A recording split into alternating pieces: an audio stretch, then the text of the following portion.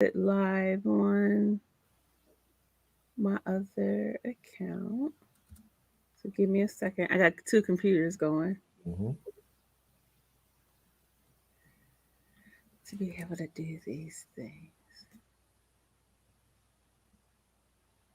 There it is. Let's see.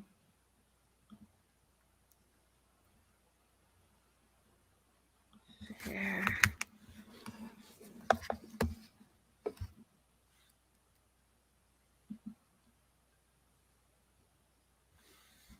Okay. So here's my little game.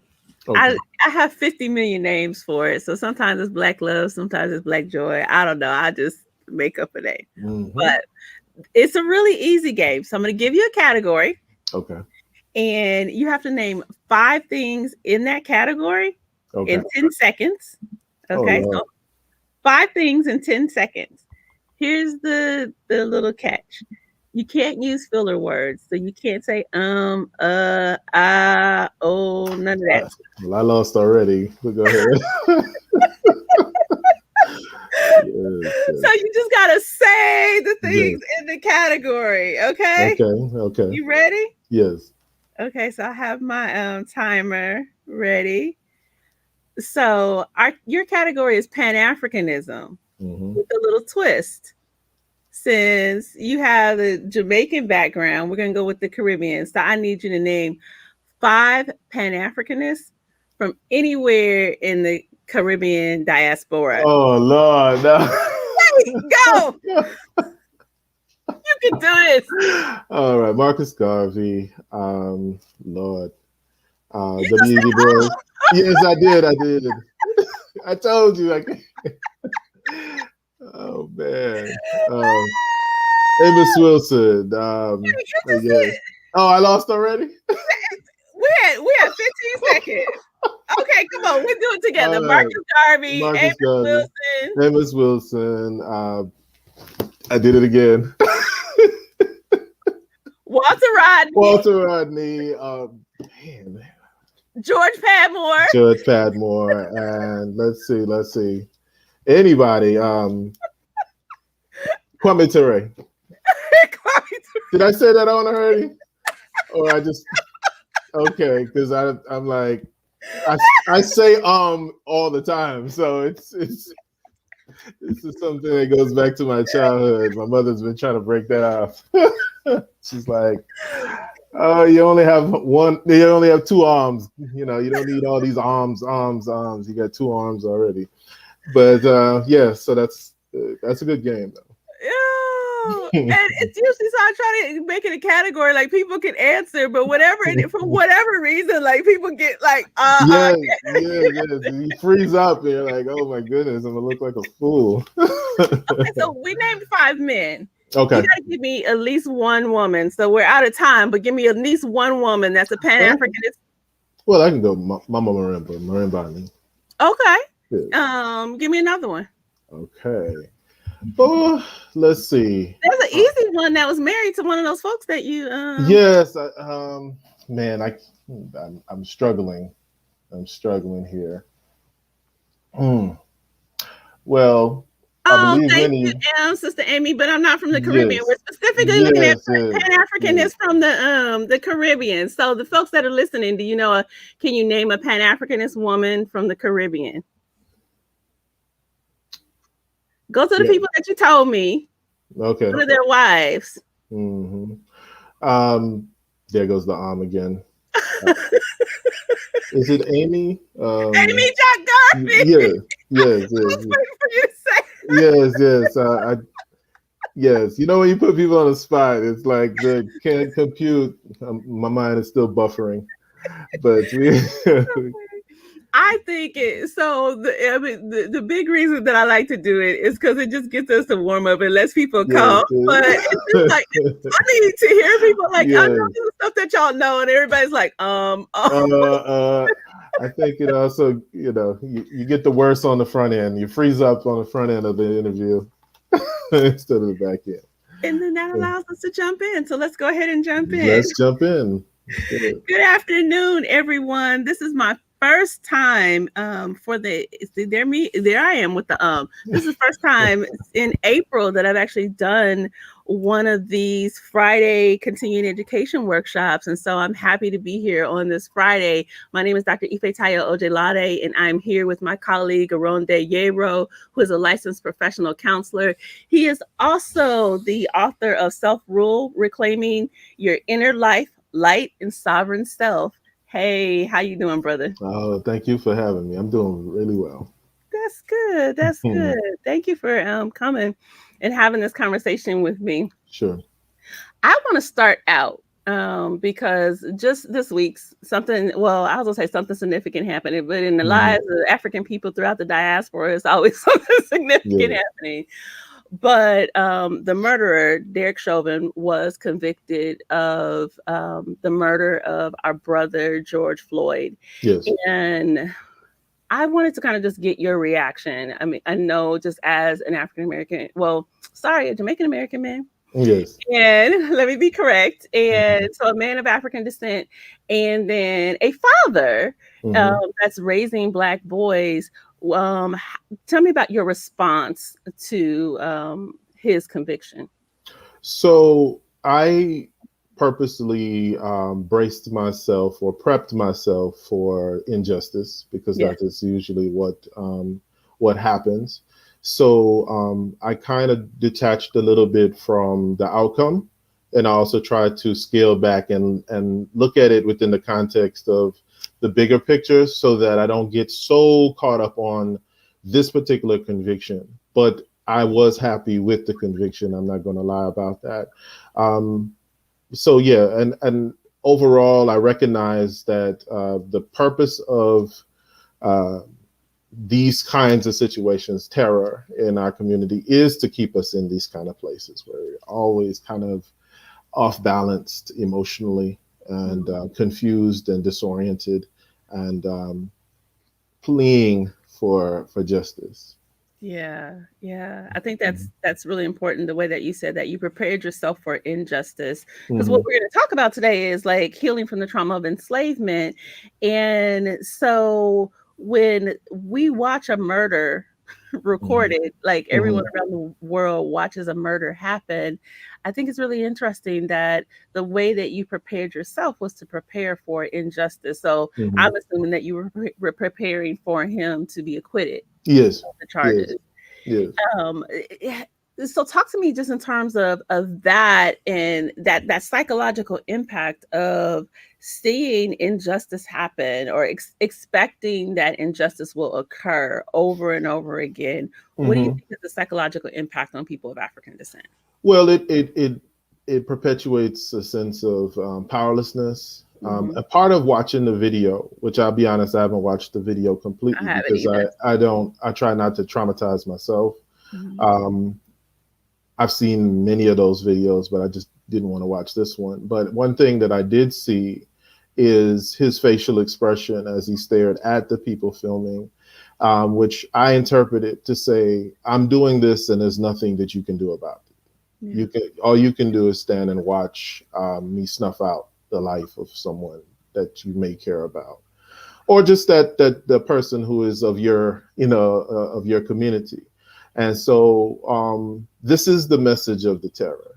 That's the point of it. It's not just the violence; it's the psychological terror that it creates, and that's why it's done on purpose, because the message is stay in your place. That's the psychological message, because we have the ability to do this, and there won't be any accountability. So in moments where there is a little bit of accountability, it's rare, and so we do. I don't think that my priming myself was unique. I think most of us were prepared for that, because we've seen it too many times. So I do think it creates hopelessness. It creates a sense of powerlessness. You have anger without the ability to respond, and that's a very traumatizing place to be. And so you say a lot there, because you're actually talking about the symptoms, and you and I both know that those can be symptoms that ultimately develop into post-traumatic this stress disorder. And so kind of let's just dial this back for a second, and I want to go back to, because we want to focus on the trauma of enslavement. And why would that even be relevant or important right now? Because I know that some people say maybe less now, but sometimes people will say, well, what does slavery or enslavement have to do with right now? So why is that relevant when we talk about enslavement, and what does it have to do with our people today? Well, I think there's a continuum of violence and terror and powerlessness that flows from the time of enslavement to now. Um, Slavery created the context where we emerge in this thing called America, or the Americas, and so that's the context that we've been living in. So when I talk about context, I'm talking about like our cultural understanding of the world, the worldview that our story begins, if you will. Of course, our story begins well before that, but within this particular context of now, that's the framing that we've been under, and so we've never left that framing. It's evolved, it's changed into new forms, but it's always the same. Us watching that murder was no different from being on a plantation and watching someone murdered, and you can't do anything. You can't even complain. Yeah. You couldn't even complain about it, or you couldn't even look like you were angry about it. So think about how deeply that control of our emotions had to run from that time. And what did we do with that? And what did we do with that anger and that anxiety and all those things? It was directed towards ourselves and towards each other, and that sets the stage for how we get to where we are now, our relationship with ourselves and our relationship with each other. Yeah. And I think that's important. One of the things that I like to even just kind of touch on from a historical perspective, but admit that I am not a historian. My friend that is a historian always reminds us, stay in our lane.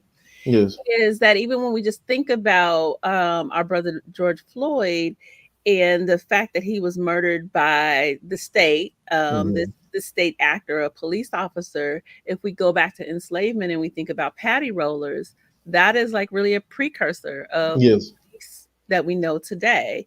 And so we can see these direct links. Yeah, and I understand the context of staying in our lane, but we also live in, we have our own life story, and we have our own family history too that we are specialists in, and so we know violence and oppression personally, not just as ideas in research. We know it through our family story.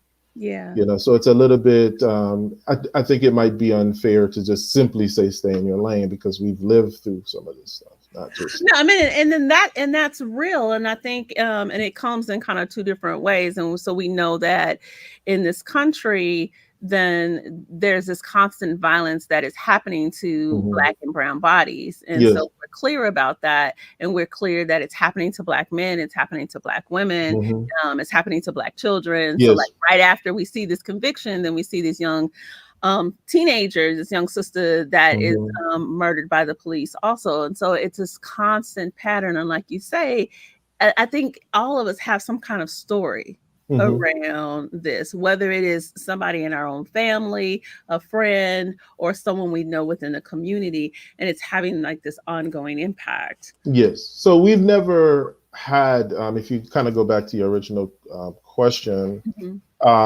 we've never had a break from the terror. So it's not like we can say this just happened in the past. The story of our enslavement is the story of where we are today also. So one could actually say that there hasn't been a true emancipation, if you will, because the power dynamic is still the same. The terror is still the same. And the threat is still there, it is still there. So things evolve, but some things stay the same, Ashe, I like that. Okay, so that this just came to me. So let's just kind of think about this, because sometimes what I hear is from our brothers and sisters from the Caribbean is, they'll be like, well, the same thing doesn't occur in Jamaica because That's a lie. I just question out. so even in Jamaica, you still have class, you have colorism. Those are still holdovers. Those are still forms of configurations that support white supremacy in the global world view. We still have an affinity to whiteness and an aversion to blackness and Africanity. So I think that sometimes, that's a whole discussion that we could have as a. So I have to bring you back, and we can have a separate discussion about that. Yes. Now I'll say that I've been a Pan-Africanist probably I could say my whole life, right? Even as a child, that was my orientation. So I never centered my identity as simply Jamaican, for instance. And I've lived here in the States longer, so I see connection more than difference. And I think that's also an important portion of our freedom. Yeah, no, I can definitely connect with that. I always like to bring that up because I do hear that conversation of like this thought of if you're on an island or in a country where there are Black faces that are in power, then there's this idea that white supremacy doesn't exist. And I always I have to push against that because I'm like, no, it's not as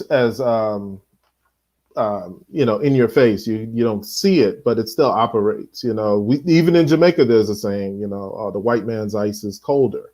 You know what I'm saying? Which is not a support of white supremacy. It's actually a critique. It's saying like, Black people tend to still want white things that come from white people versus things that come from their own, because they see it as somewhat more valuable. And so if we still have these idioms that are there, that means that was still a issue that we were still struggling with. So the idea that it doesn't exist in the islands is ridiculous. Well, and that's also why I said we started off talking about who are the Pan-Africanists in the Caribbean. Yes, there are people from the Caribbean Absolutely. that got this is a global struggle for our people. This isn't just a Jamaican struggle or an American struggle or a Ghanaian struggle. This is a global struggle for people of African ancestry. Absolutely. And as we know, as we do study our history, we realize that these borders were not created by us. No. These definitions, these names for nations are not necessarily was not done in our empowerment. But that's for another discussion. So let's go back to this kind of idea of trauma. So I always like to get people's definition. So I want to hear your definition of trauma, and I'll tell you mine after this. But you tell me what's your definition of trauma, because I think people use that word all the time, but rarely do we have like a concrete definition of what that means. Okay, so I would say trauma is an experience that produces long-term negative effects on the life of that person and the people around them. So thinking about residual negative impact, not just, I could have hurt myself at one point, but it doesn't last forever, or it doesn't have long-term impact. So in a very narrow sense, or a more simple sense, that's how I would define it. Now, the traits of trauma was what we would call PTSD, post-traumatic stress, would be anxiety, flashbacks, those type of things. So that's more so the what happens due to the trauma is how it manifests as those things. Sometimes anxiety, fears, phobias, all of those kinds of things emerge. Also, maybe even forgetfulness, amnesia about the event or something like that.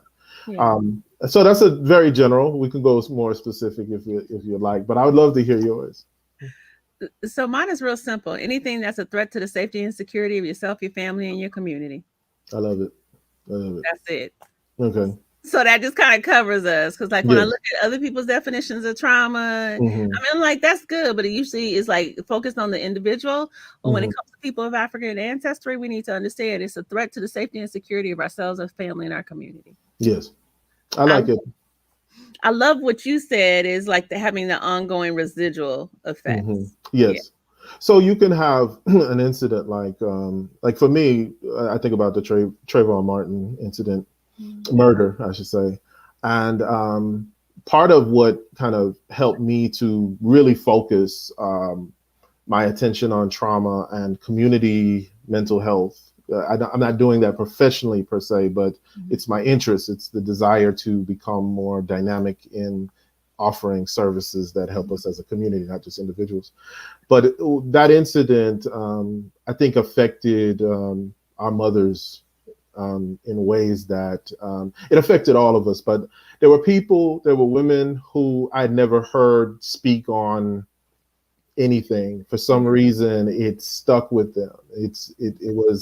It had an impact on them. And what it said is that you can raise your son, you can do a good job of raising them, and they can still be seen as a threat and be taken out. And the idea Amos Wilson talks about the falsification of African consciousness, and he talks about some of the delusion. Like one of our responses is delusion.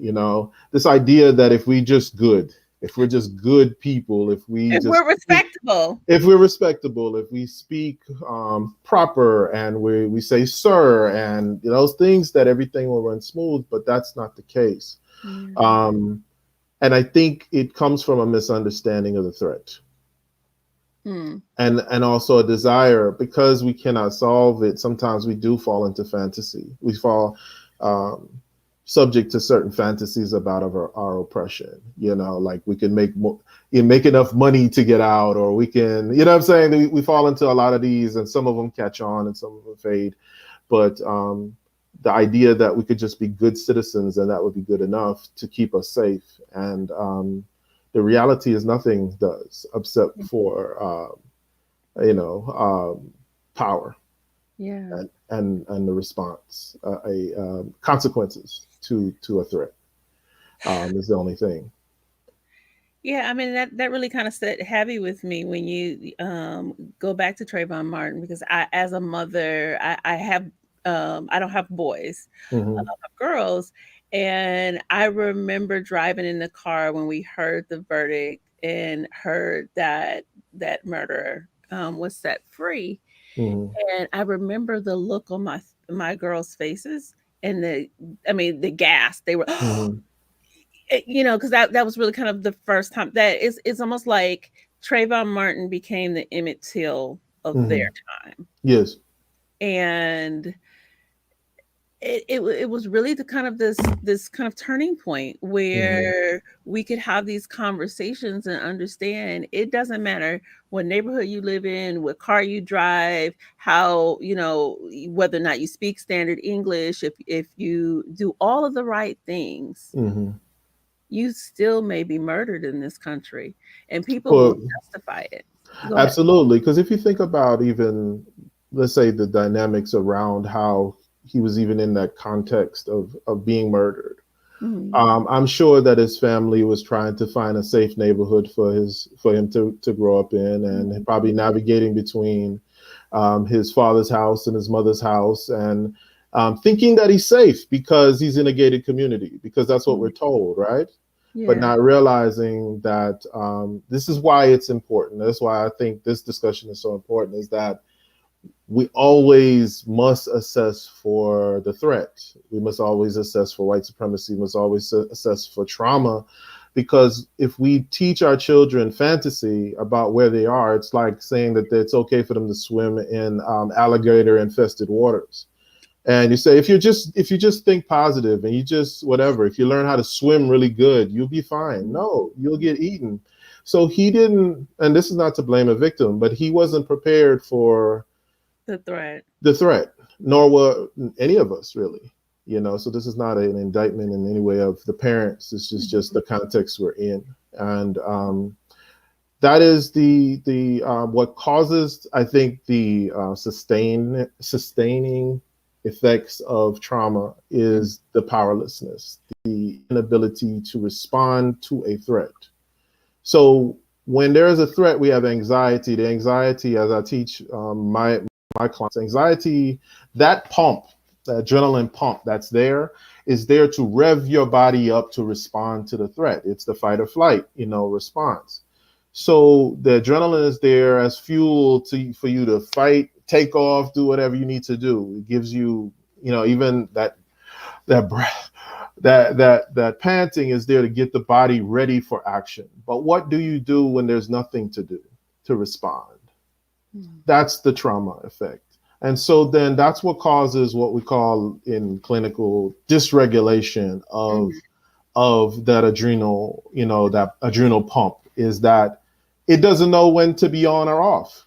This is like a thermostat in your home or in your car going bad. You don't know when the temperature is high. And so your car can then overheat. And because there's no sensor there, there's nowhere to gauge the threat. And so you're always on edge. You just blew my mind with this. Okay, wait.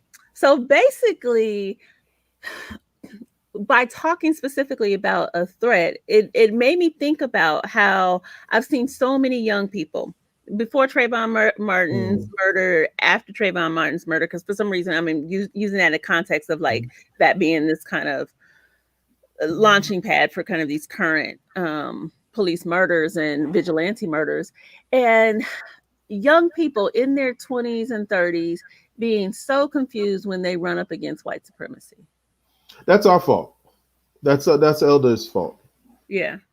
But I don't know. Was that the end of your question? You can go ahead with that, because what I realized and what you were just saying is that they underestimate, or they don't realize that the threat is there, and then they are so traumatized when they come up against this thing that they weren't expecting. Yeah, and then so part of the collective, get a little Jungian right now, right? Part of the collective unconscious is this desire to make sense of it, right? We want to, so we'll assign meaning, because as I tell clients, I say, we're meaning making machines. That's what we do in the universe. We create meaning. So when we see a phenomenon happening, we're trying to interpret what it means to us. And so what'll happen is we'll want to explain it away like he must have done something wrong. Because in the universe that makes sense, there has to be a catalyst for that. Like it has to be a reason. He's innocent. So he must have done something. His pants were sagging. He must have been loud, or he must have, there's always something. And so I think also in a white supremacist framework, this gives us an out for us to not care, because we can say, oh, well, as long as I'm not like those kind of people, then, and I don't do those type of things, that I'll be safe. And one case that we don't talk about often, and I'm sorry, I don't remember the brother's name, so I'm going to just kind of describe the scenario. There's a brother who was killed, who was kind of pro-cop. Yeah, just you remember that case? Ago. Yeah. And he thought that he could approach the cop and have a conversation. Put his hand out to shake. He put his hand out to shake his hand, and he was shot because he doesn't understand the threat, and he misunderstood the context of enslavement and white supremacy. And so we do ourselves a disservice by not looking at what we're dealing with. And we want to find all kinds of delusions to explain away what's happening. But the reality is they do it because they can. It's as simple as that. But it's hard. That's just it. No clinical terms. They do it because they can.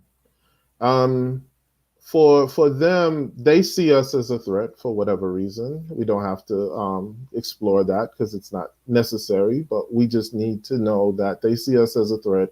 And so they do what they have to do to neutralize that threat. And so whether it be really or symbolically, an African American young male looks like the scariest thing in their consciousness. And so for whatever reason, they all, one thing we don't say is we talk about the murder, but we don't discuss the fact that many of these officers are looking to murder.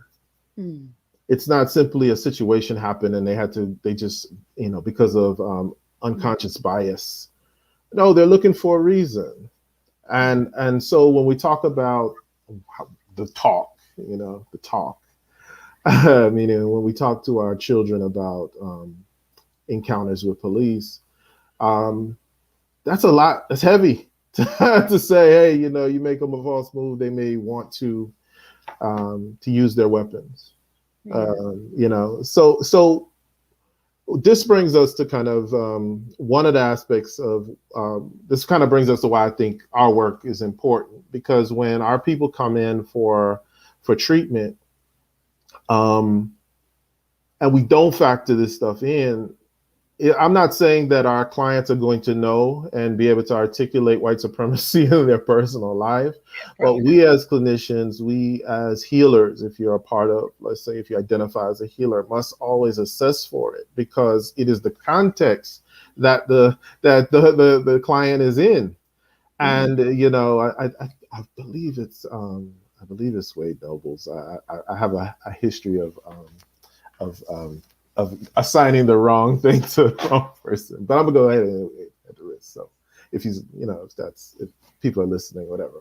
But he says, he talks about the saltwater fish and the freshwater fish, and that if you put a saltwater fish in fresh water, you can do all kinds of things to try to make them adapt. But the only thing is that they need to return to the waters that they're from, So when we can do all kinds of policy and police cams and and all kinds of things.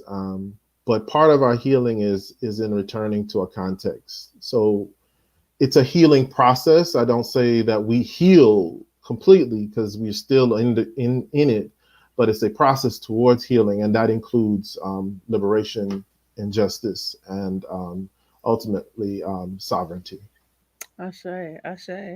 That goes to your book. Yes. I like that segue. Yeah. Okay, so talk a little bit about your book. Okay, so the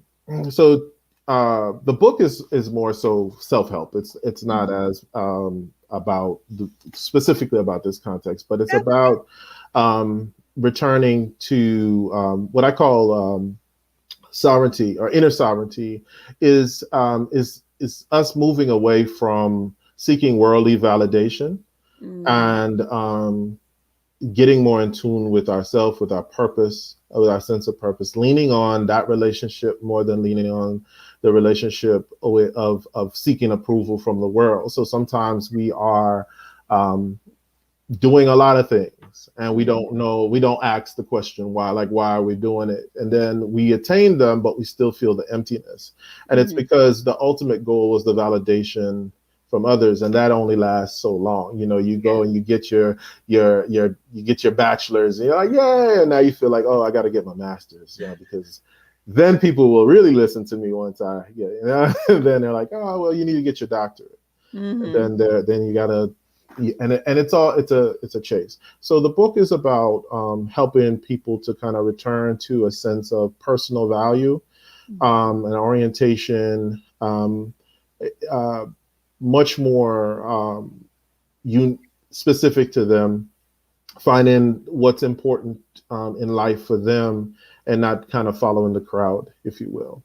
It's also about, not allowing circumstances to determine how you feel. Yeah. And so taking ownership of your inner experience, don't allow a circumstance to change how you feel about yourself. Yeah. So in the context of our discussion now, it's very difficult. So personal sovereignty is, we start off a lot of times with negative self terms in a context of oppression. So it can definitely be useful in this discussion. Yeah, no, I was just gonna say that was my whole point. It's like, no, Mhm. this is absolutely useful because when you just talk about even just not looking for external validation, that is when I was saying that young people would come in. I've over the years worked with people and they would have problems, and those problems were due to white supremacy. Yes. And because they were looking for external validation, in a white supremacist society, you are never going to get validated. You are never No. going to feel full. Your cup will never be filled. Yes. Yes. It is not designed for that. And Mhm. so if you're looking for kind of these external indicators that you are good, you will always be disappointed, and it causes a psychological imbalance. And Absolutely. Absolutely. And I think even when you are quote unquote successful in the system, it's mhm, only in the context of whether you're a good cog in the machine, you know? So yes. what happens is that, you know, you have, I see this a lot with artists, and I'm not gonna, I'm not gonna name names. I'll just leave it. You know, you see artists who come from, let's say, poverty, Mhm, and then they are now known all over the world, and they confuse the love of their music with the love of them. so, You mhm. know, and so they'll say, well, you know, then they start saying crazy stuff like, you know, well, racism doesn't really exist for me. Yeah, that's as long as Okay. you still, yeah, as long as you're still selling, as long as you're still pleasing them, you Mhm, know, it's still, as long as you're still serving in the capacity that they need you to serve in, then yes, you'll be praised. And mhm. part of power and a part of sovereignty, but let's just say a part of power is who can provide punishment and praise, who can give, elevate, and who can destroy, you know. So if you're still operating from the praise of someone else or operating on the validation, you want to have an Emmy, you want to have, Mhm. you know, the trophies that others give, then you're going to play their game. So Yeah. part of sovereignty is creating a game where you determine who are the winners and losers, who you elevate and praise versus who you don't. Um, that's a part of power and a part of culture, and that's Mhm. steeped in your values. And if you value you and what looks like you, and then you will elevate those things.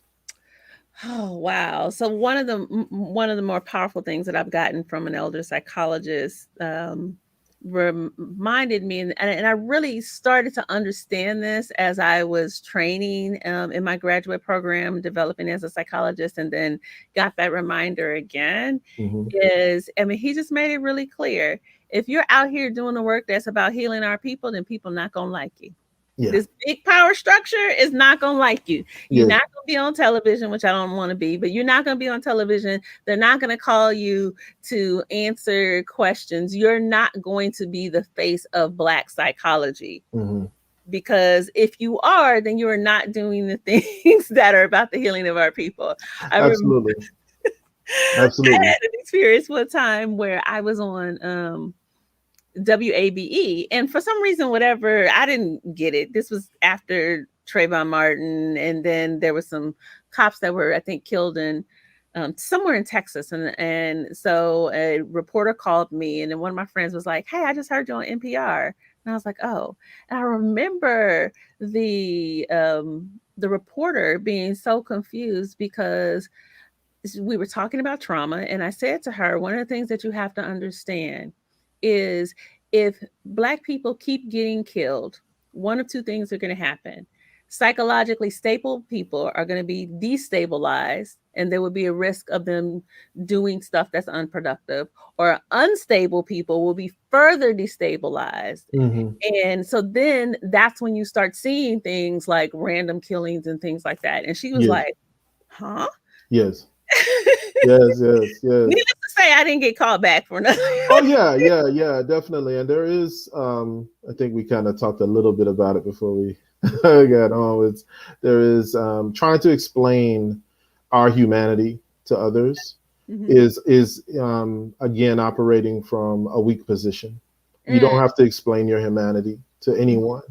And a mm, part of our reclaiming our sovereignty, at least psychologically, is to stop trying to prove that we're human. It doesn't matter, you know, like how the problem with respectability politics is that it it wants to have like the perfect victims, like a lamb. They want to have like this pure victim that's almost like a pure lamb.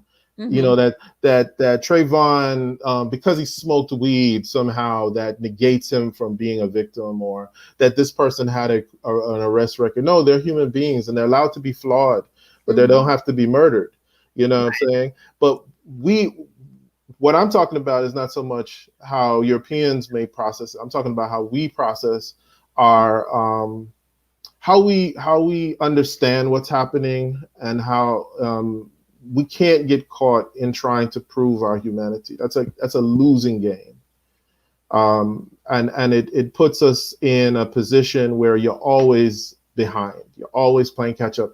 And so one of the things I want to challenge our people to do is, one, when we see, like, say, we see a video of our people doing something, you have this often a knee-jerk reaction where people will say, see, this is making us look bad. So think about like that statement, and think about, well, look bad to who, and why do we care? Right. Like for every human being on this planet, there is a group, every people on the planet, there is a group of people in that group doing something ignorant. Why is it that when we do something ignorant, it's a stain on all of us? No, that's those people in that context. And so we have to just be careful. This is how white supremacy seeps into our minds, even when we think we're empowering ourselves. It's kind of like a pollutant. It seeps into even your path, your desire for independence. You're still operating with some desire to prove that you are somehow a good Negro. and therefore you should be respected and loved. But by who is the better question. Yeah. Everyone, we are talking about brother Oronde Yero, who is a licensed professional counselor.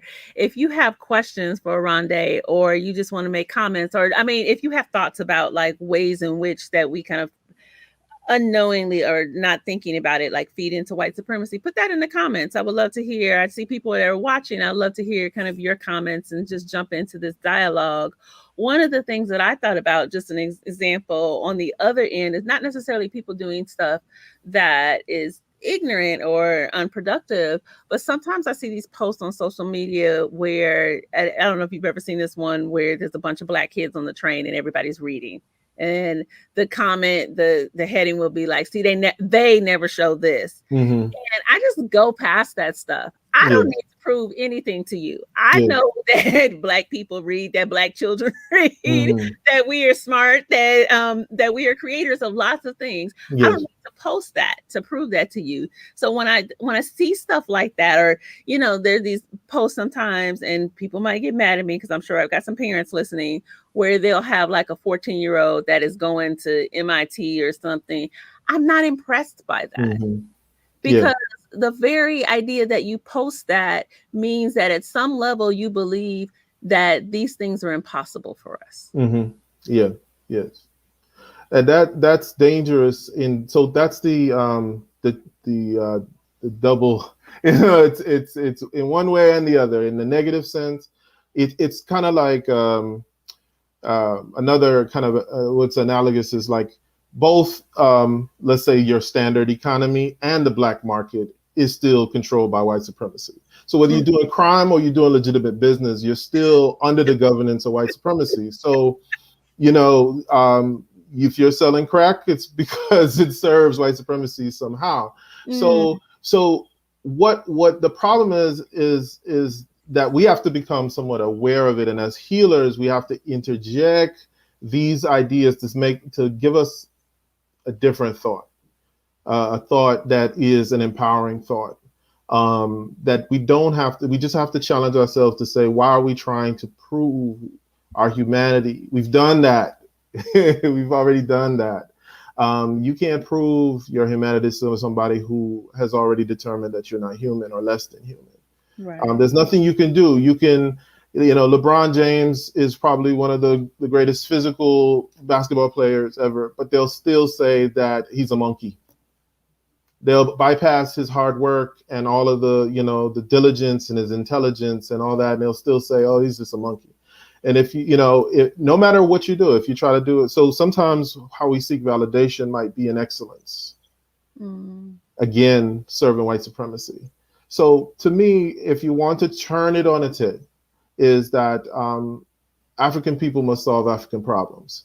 So if you want to show me excellence, show us excellence in solving our problems that relate to us. Show our children solving our problems, not whether they'll be great cogs in the machine of white supremacy. Like you graduate from MIT, but what are you going to do? Are you going to create, what are you going to create? What problems are you going to solve? Are those problems is solving those problems going to help us or maybe sustain or hurt us? Those are kind of things that we need to challenge. Yeah.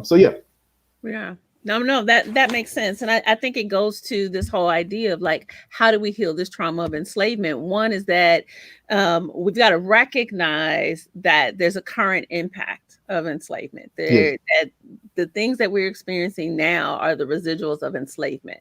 Yes. And then two is stop seeking our validation from outside of ourselves. Stop trying to prove our humanity to people that don't love us.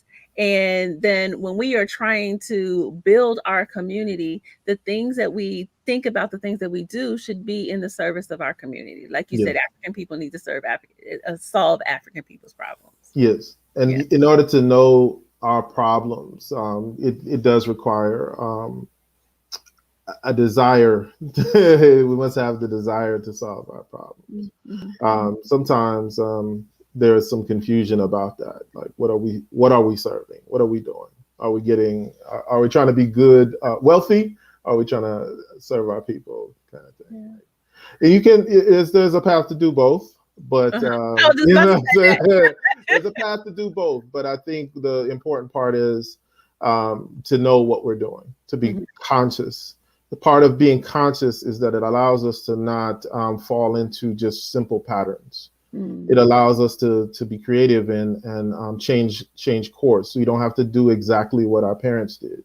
We can be aware of new dynamics and set a different course, and especially for the issue of healing. When we're talking about healing the legacy of trauma of enslavement, it requires that we become self-aware of how we are also perpetuating the same circumstance. Because truthfully, what humans do is we replicate ourselves across time. And so if there was a dysfunction, we replicate that dysfunction unless a new idea, a new consciousness, a new approach interjects. Right. And I think going back to what you said is we're definitely at risk of replicating the same thing if we don't understand the threat. Yes. So that's actually foundational. Like we could have like a whole hour just talk and nothing about just about assessing threat. Yes. Because I don't think we understand. We can go back to Neely Fuller's work. If you don't understand racism and white supremacy, everything else will confuse you. Yes. Yeah, and I find that like for clinicians that are tuning in, that's an important idea, because sometimes when we get trained in the academy, we're trained in the schools, this stuff doesn't come up.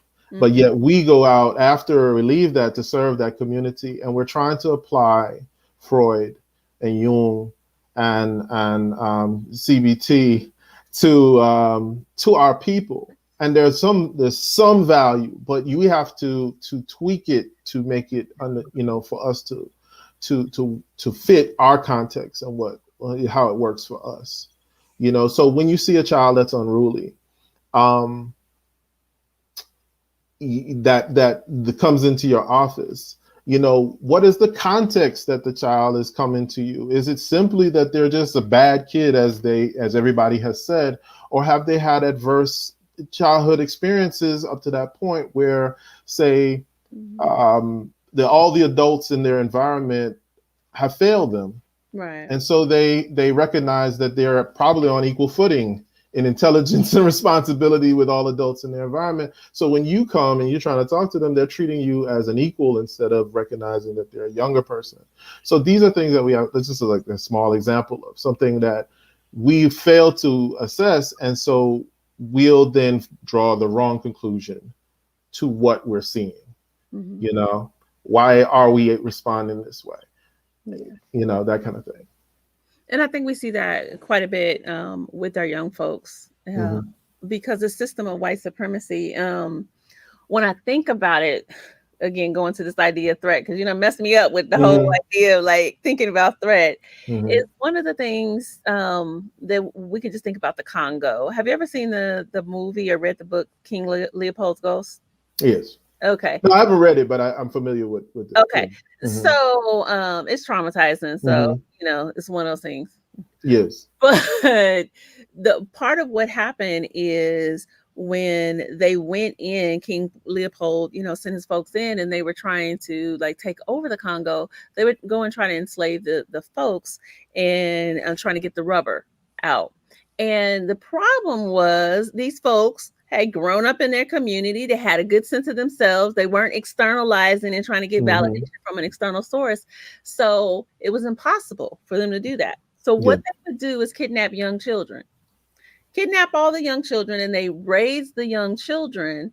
And the children spoke their language, you know, their traditional language, but then when they would raise them, the Europeans would go and raise them and then send them back. And so those were the fighters that they go in and disrupt the community because these children didn't have a sense of themselves. Yes. And so when we think about that, I'm about to get in trouble. When these schools come into our community and you know, then they start like saying, oh, you know, send your kids over here, you know, because we've got all these good little programs and got all these bells and whistles and we can take your kids on these trips and stuff like that. And you let someone else come in your community and then raise your children and, you know, do school almost year round and on Saturdays and stay in school till 4:00. They're essentially what they are doing is removing the children from their context.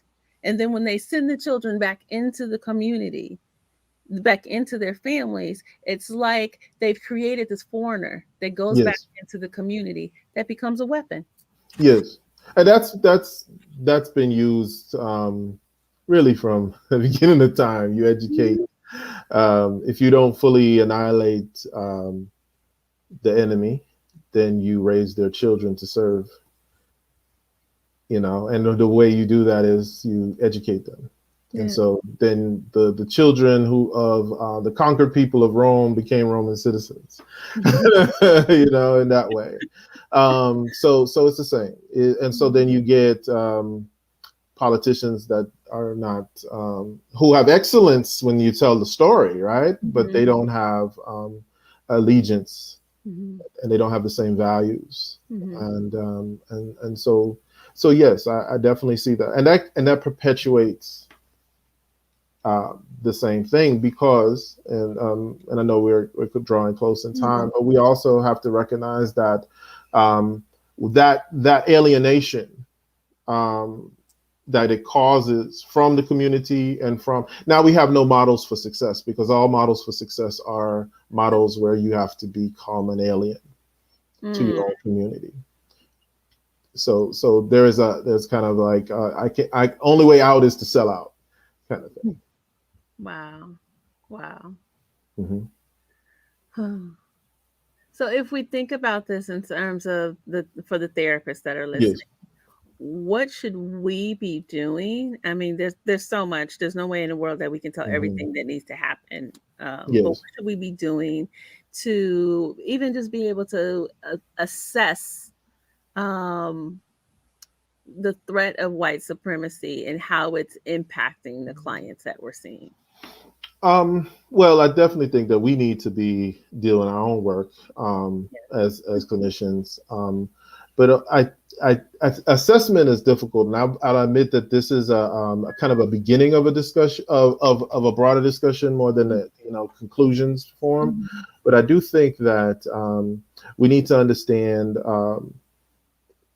how, let's say, how the trauma, how when a client comes to us, how that trauma might be connected to a social, so a social situation. So like poverty, and how that relates, all of these things are relational. Now, as Baba Kesa Matsumoyo would say, we have this SNI line. So when you're dealing with people with depression and you're dealing with SNI, meaning superior, inferior, what is the client's sense of inferiority and superiority? What are the traits that they might identify if they want to feel good about themselves? And if those things are in alignment with, say, white supremacy, then we'd have to do some realignment, like maybe, and that's the harder work that needs to be done. But in terms of just some things that we need to be able to do is, one, we need to be trauma informed. We have to create trauma informed families, not just, and parents, not just individuals, and not just clinicians. I hate that word, but I'll go ahead. I know what you mean by yes, I understand. Buzzword now, I do. I know. Yeah, but yeah, so they need to become trauma informed so that they can spot it and recognize that not all behavior, not everybody responds to trauma the same, and not all behavior as a result of trauma is a sign of a discipline problem. For instance, when you're dealing with children, a child that's experienced some trauma may not show up to your classroom ready to learn. And so before you then heap on their negative experience with another consequence, you may need to factor it in and, okay, what's going on? And it requires a certain amount more exploration, if you will. So this is an example. A lot of times I get families where the child is the canary in the coal mine, if you know that expression. Yeah. Where the child is displaying all the negative traits, but it's the toxicity of the family that they are actually just spewing out of themselves. And so they show up and they're like, fix him or fix her. And it's like, actually, yes. So I would love to, one of the things that I do think is important is to also know trauma history, going back as far as possible to know what, and that requires that we normalize the discussion so that it doesn't have to be so clinical and so academic. We need to normalize it in a way to know, okay, well, what happened to grandma and how that affected how she raised mama, and you know what I'm saying, and those type of things. And how does dad's alcoholism or grandpa's alcoholism relate to his trauma that he may not have ever even processed because it wasn't available to him? And now how those things affect you as an individual. So it's a long a string, a line that we can explore. And I think if we as clinicians can kind of be the spearhead of that, I think it can, and to normalize this exploration of our own trauma and to become more aware and then teach skills so that we can interrupt that process. That's where we could be powerful. I love it. And I love that you brought it back to the youth and family and making that youth family connection. Thank you. Sure. Our brother, Oronde Yero, has been talking. He's a licensed professional counselor. He's been talking to me today about healing the trauma of enslavement. And you done broke it down today and taught me some Thank you. Well, that's good. I appreciate it. Yeah. So, but thank you for bringing me on. It's been great. Yeah. Tell us how we can get in touch with you. Well, you can reach me at my website. Okay. www.orondeyero.com, ORONDEYERO.com. You can reach me on social media at Oronde Yero, pretty much Facebook and Instagram. Got it on there. Got it on there. All right. So thank you so much for hanging out with me and, definitely educating us about like what we need to do. Like my one big takeaway is being able to assess the threat of white supremacy. Yes, absolutely. That's huge. That's huge. Definitely. All right. Well, thank you. Thanks. Take care. All right.